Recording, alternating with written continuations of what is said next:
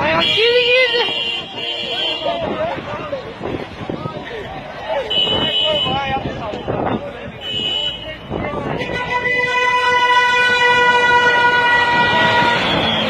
Getir o tarafı canım, ne çabuk. Akşam getir.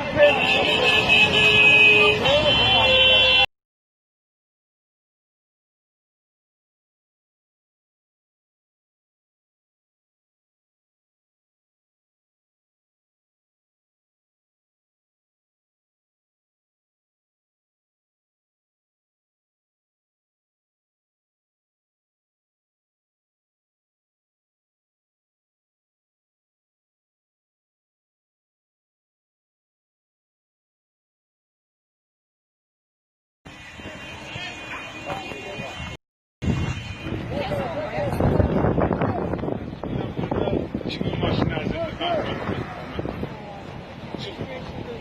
O tarafa başına, tormuz başına, tormuzu bırak.